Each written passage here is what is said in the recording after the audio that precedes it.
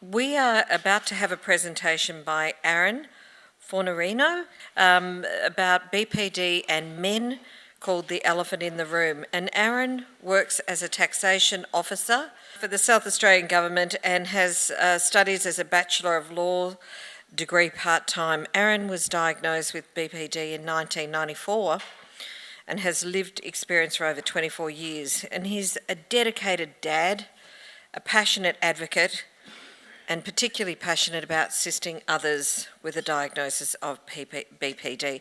Can we welcome Aaron, please? Hello everyone, well, my name's Aaron. As just mentioned, I work as a taxation officer, but I also study law part-time. It's quite a challenging and enduring degree. I've actually had to take some time personally off because just a bit too much pressure. Just going on to why I got involved in this sort of advocacy role. I was very interested in BPD. I've always been interested in it, but a few years ago I saw a lack of interest in BPD in men. And this isn't really a competition, so I'm not going to harp on too much about that, but BPD does affect men, and they're probably quite underdiagnosed.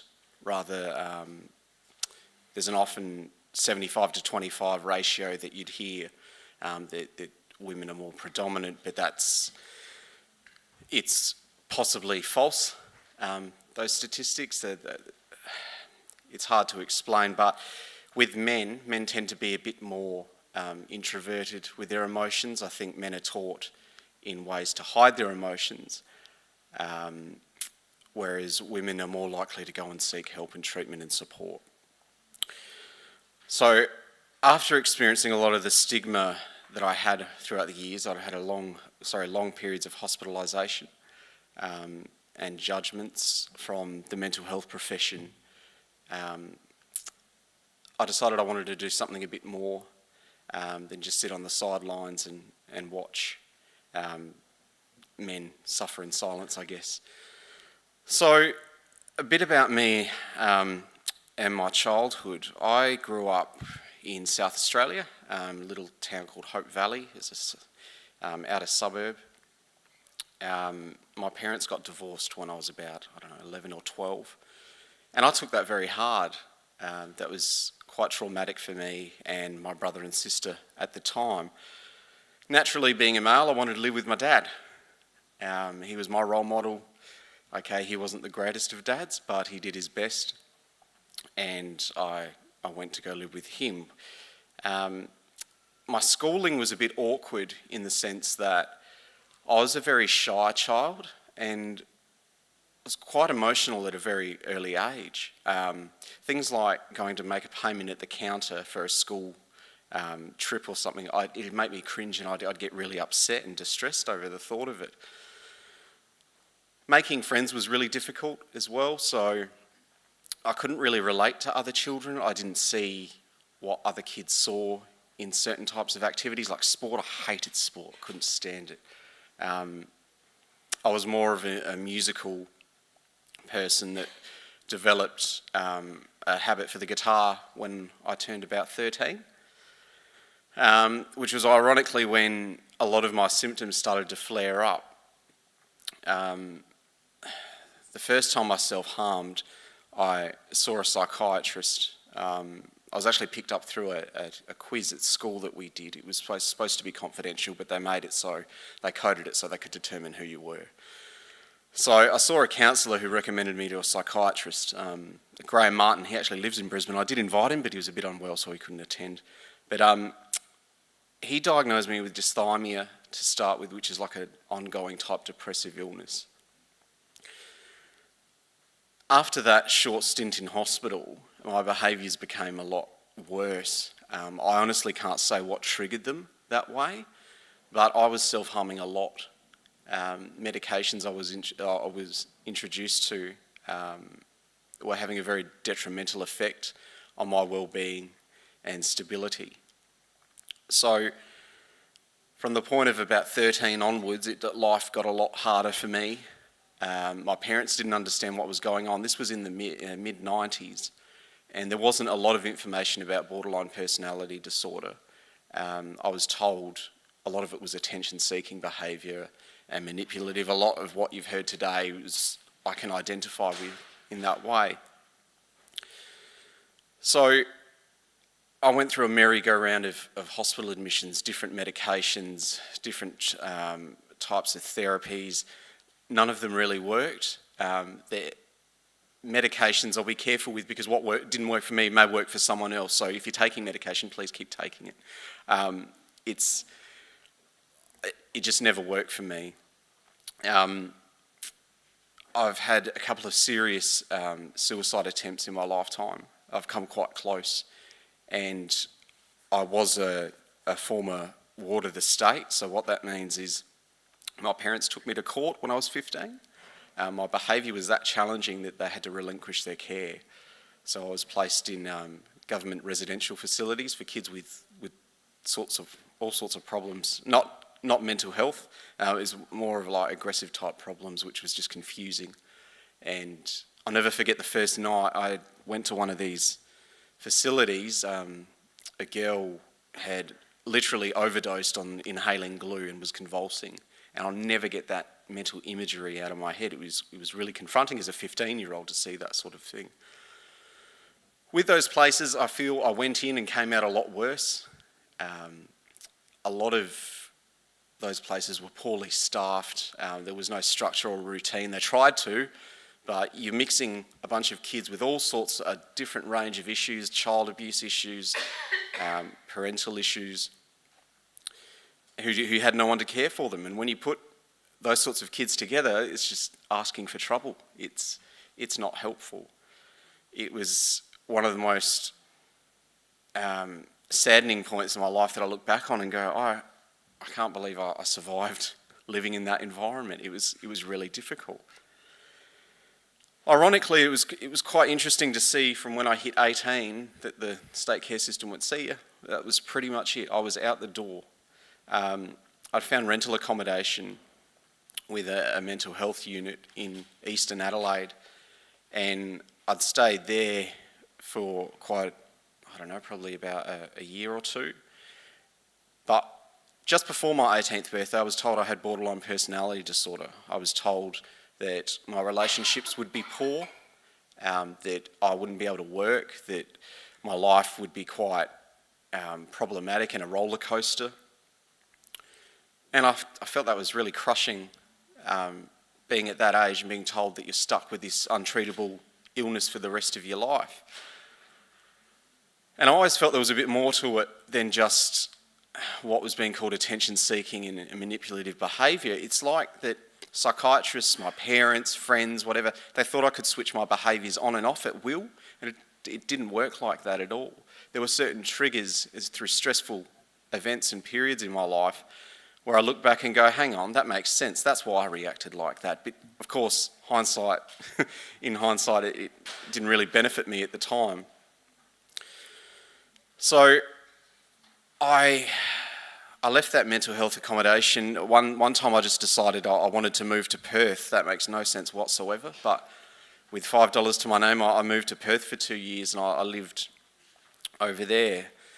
I came back to Adelaide for a short period and then moved to Melbourne. It's my first time in Brisbane. I'm really impressed with the sunshine. I think it's fantastic. I've got blisters on my feet from wearing poor shoes, walking around, so it's quite painful. So yeah, I kept trying to run away from my problems, I guess is what I'm trying to say. It didn't really help in the sense that I was always stuck with this inner dread, this feeling that was just eating at me that something wasn't quite right and something wasn't wrong. And the fact that medication didn't seem to help just made it worse. I wanted something that would fix it to make my feelings disappear. Because of that time, I think we're probably in just over 2002, when I'd got back to Adelaide after living around for a bit. I started to try and seek help again, but there was just nothing there. I had psychiatrists tell me it was their mission to make sure I was not admitted to hospital because it didn't do me any good. While I see that now as being beneficial, I became very addicted to hospital. It was a safe place. I had no worries. I got to meet kids with really bad problems who we got along with because we could relate. Some of those kids had depression, bipolar, schizophrenia, but I found I could bond with people very easily. And a lot of these wards that I was in, I was transitioning between childhood wards earlier on to adult units at a very early age. So it was a very eye-opening experience to live with. And I guess I'm grateful because I have a very big tolerance towards mental health and to others who are going through issues and can relate quite easily. My turning point was when I turned 26. I was arrested for an offence which I'm not going to disclose, but suffice to say it woke me up a lot in saying, hey, I've got a really bad problem here, I need to do something about it. Something's not right in my life. I'm sick of living like this. I'm sick of the medication, the revolving door of admissions, being told I couldn't work. So one day I decided to apply for a job in retail at Coles. I worked very hard.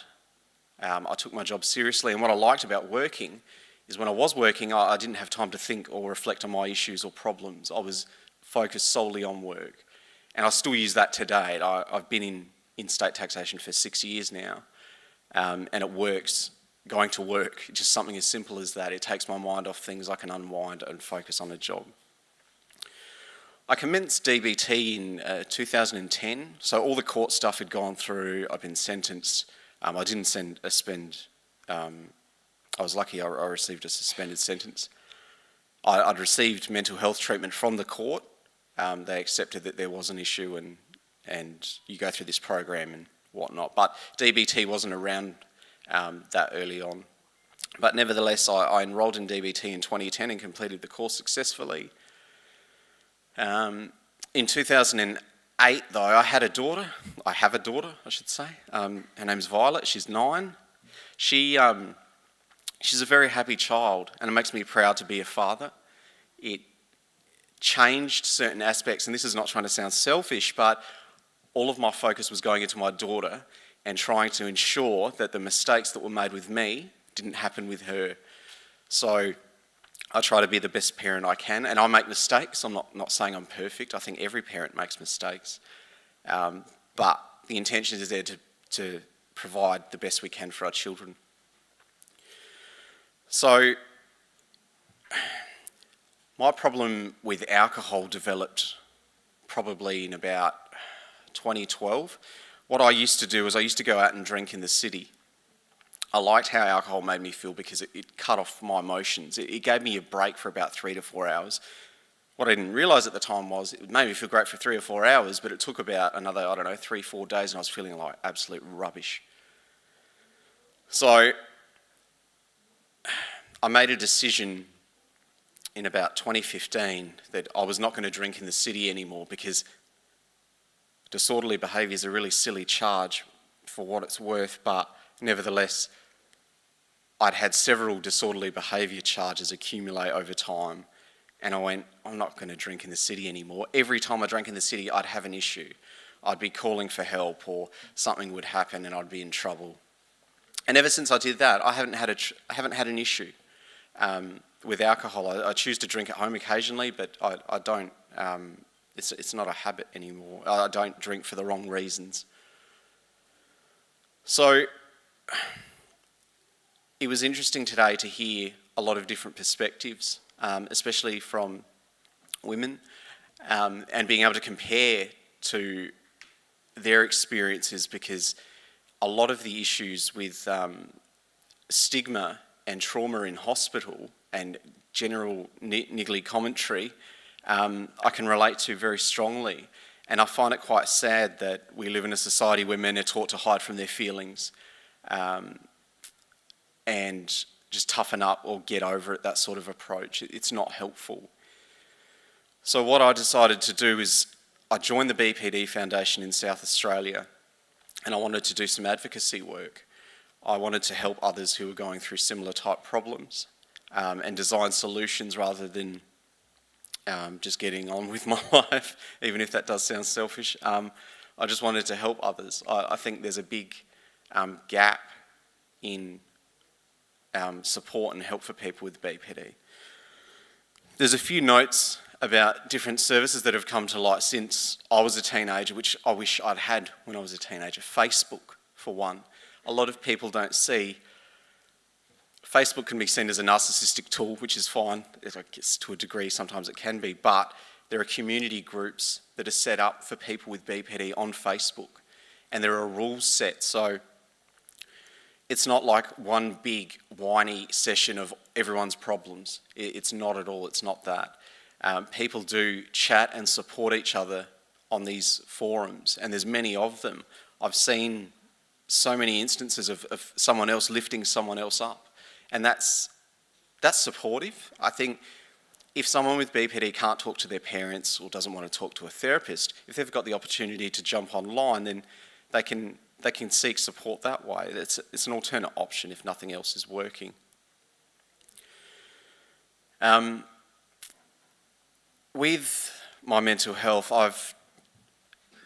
I know what works and what doesn't work for me personally, but it's different for everyone. BPD is a very individual illness in the sense that psychiatry, and I'm not bagging psychiatry, but psychiatry seems to like to herd people. If you can be treated, if a certain pill can work, take it, see you later, you come back when you need some more.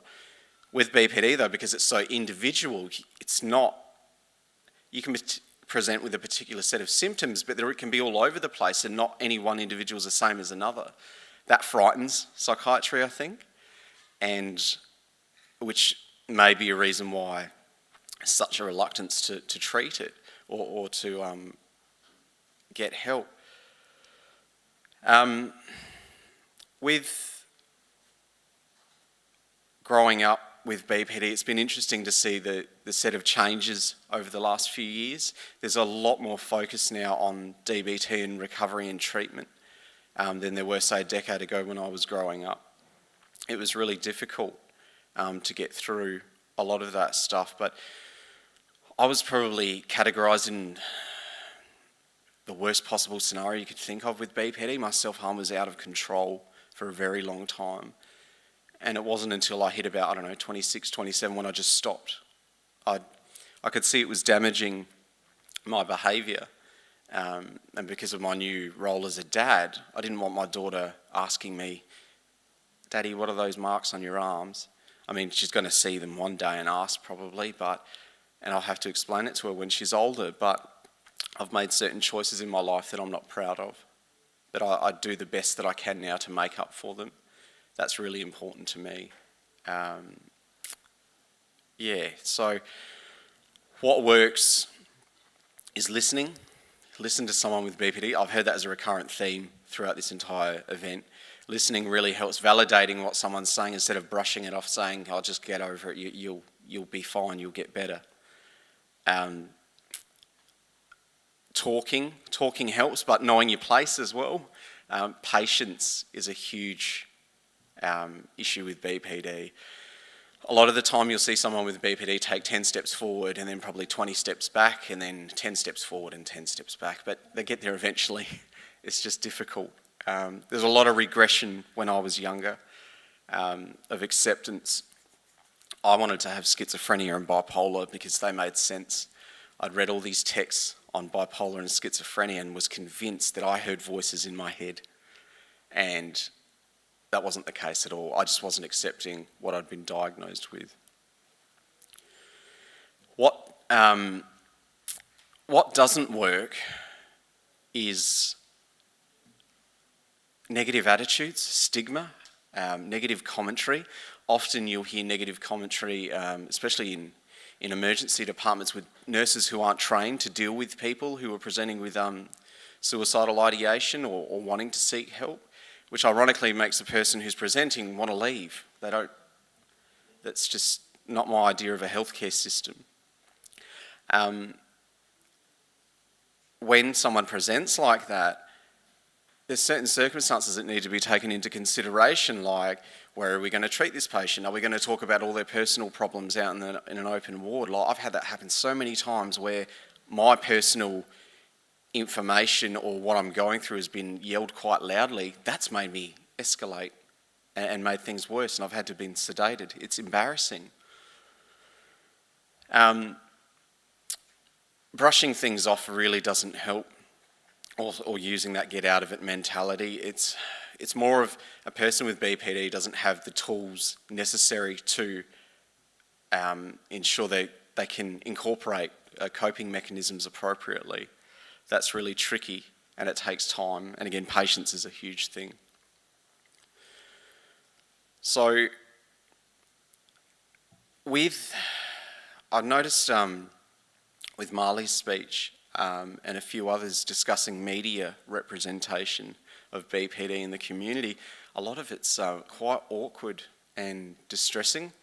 I've noticed within the last few years, the only time you hear about BPD in the news is if there's been some sort of horrible crime and a lawyer's tried to argue in court that their client was suffering with BPD. I think there's more of a role in media organisations to portray BPD in not such a stigma-ridden way. It really does nothing except distort community expectations of mental health in general, not just BPD, but depression and anxiety. Because you've got these people out there in the community who think if someone commits a horrible crime, they're just going to get let off if they plead a mental health issue. That's not true. And mental health forensic settings are no fun either. That's what I don't think the community understands at times is if you were told you can either go to a forensic mental health unit or go to a general population in a normal prison, what would you pick? I wouldn't pick a forensic mental health unit. I've known people who've worked in them and yeah, they're not very nice places. It was great today to see so much hope and inspiration in hearing everyone's perspectives. I think men need to come forward a bit more with BPD and not be afraid to speak their mind and emotion. I think men can have a tendency to abuse substances maybe a little more because of stress and pressures in everyday life. And the unfortunate thing with BPD is you really can't treat BPD until you treat drug and alcohol issues. I've had my fair share of problems with alcohol, but I've got myself to a stage now where I feel confident in going out, and if I want to have a drink, I can without going silly. Well, not silly as much, but relapsing. I haven't presented to hospital for quite a while. I'd credit DBT to that. It taught me coping mechanisms and just simple things like avoiding going out if I really don't have to. I've still got a limited amount of friends. Like I value quality over quantity in friendships, and I think that's really important. People with BPD can tend to compare to one another, so the last thing I want to give from this talk is you to go out and say to your son or daughter, why can't you be like him? Why can't you get a stable job? That's not helpful and that's not realistic. Everyone's got their own time with how they recover and how they get through and manage appropriately. So I'd just say stay hopeful. It does get better. It takes time. It can be really frustrating at points, especially with self-harm. It's very distressing, very confronting to find out your son or daughter is self-harming. But there are treatment options now. It's a pity that there's still stigma is still around, but I think there have been a lot more better developments, particularly with depression and anxiety and the Beyond Blue initiative. I'd hope to see a national level equivalent to personality disorders, or at least BPD, because I think that's important. People should be encouraged to want to seek treatment, not sit in their room and fear the worst, or not have a tendency to rely on medication that at times can dull your thinking. But medication does work for some, it just didn't work for me. So I might leave it for now. If anyone has any questions, I'm happy to answer them. We do have a few moments for questions. Should anyone want to ask a question?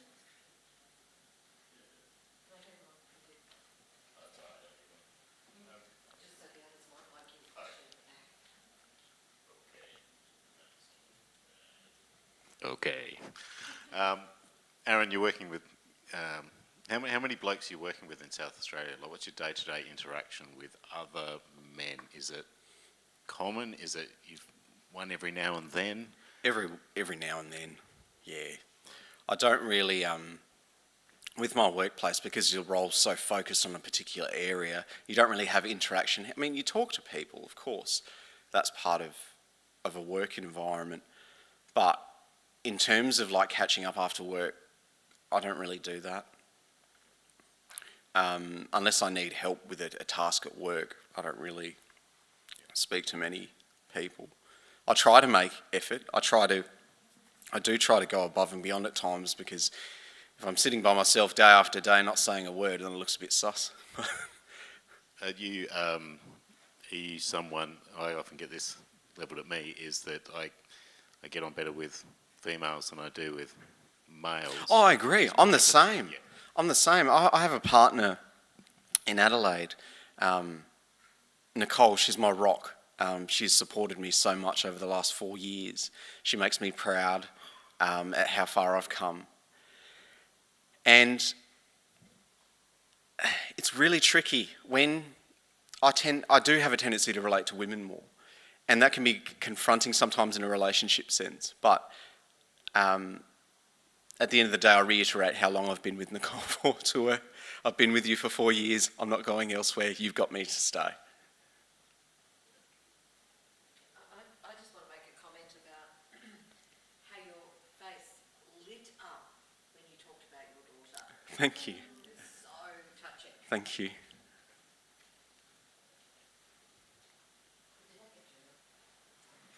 Hi, I'm Carolyn from DBT Brisbane, and I'm working with a few men with BPD at the moment. I'm just interested in what you found useful with DBT in terms of anger specifically, because as a woman treating men, I guess that's sort of would be something I'd be interested in hearing about. I guess with anger, I always thought, I grew up to believe you couldn't get angry. You weren't allowed to get angry. Getting angry was bad, it was volatile, it was horrible. What I didn't learn was it's how you express your anger that counts. You can get angry as all you want. You can scream into a pillow, but verbalising it or directing it at others, that's inappropriate and it's not helpful.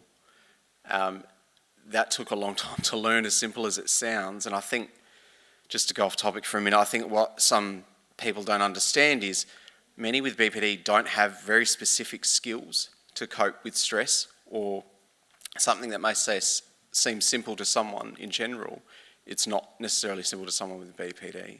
And you also have an issue with someone with BPD feeling stupid because someone's challenged them on something that should be obvious, and they may get it afterwards, but you have this horrible sense of, well, why didn't I know that before?